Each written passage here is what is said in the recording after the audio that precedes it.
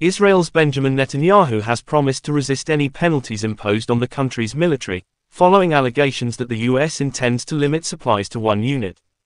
"I will fight it with all of my strength," the Prime Minister declared on Sunday. Earlier, the Axios news website reported that the US would target Israel's Netzar Yehuda unit for suspected human rights breaches in the occupied West Bank.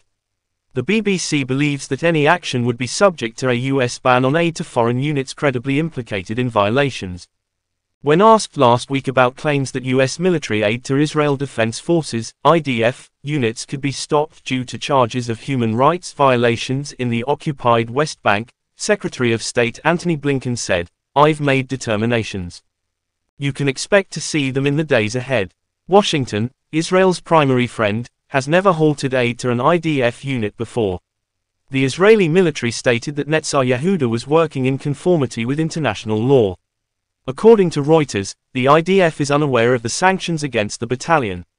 The IDF works and will continue to work to investigate any unusual event in a practical manner and according to law. According to Axios, 3 US individuals familiar with the situation said Mr. Blinken was poised to take measures against Netzar Yehuda within days. It stated that the move would be in response to claimed abuses in the West Bank, including one incident in which a Palestinian-American man, 80-year-old Omar Assad, died after being bound and gagged by Israeli soldiers during a search in the West Bank in January 2022. At the time, the US requested a thorough criminal investigation and full accountability in the case.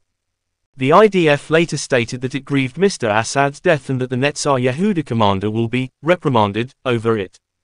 It further stated that 2 troops would be prevented from serving in senior roles for 2 years, but would not face charges.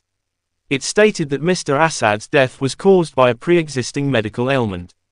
Mr. Assad's family, many of whom are living in the United States, blasted the decision to close the case.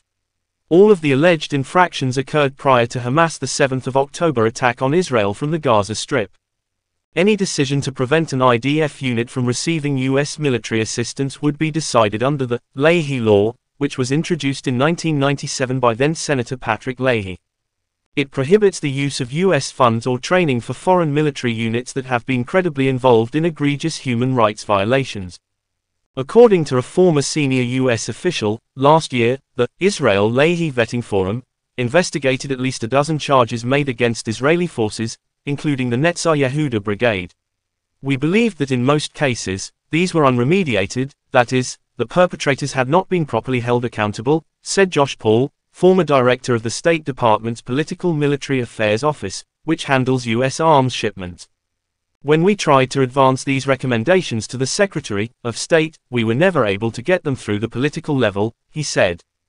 Mr. Paul resigned from his job in November in protest at what he perceived as a lack of accountability around weapons exports to Israel. When asked if the recommendations he referenced had reached Mr. Blinken's desk, he cited recent media reports indicating they had. Netzar Yehuda, founded in 1999, is a unique men-only unit where ultra-Orthodox Jews serve. Earlier this week, the State Department sanctioned Ben Zion Gopstein, an Israeli far-right activist. It stated that his outfit, Lehava, had engaged in destabilizing violence affecting the West Bank.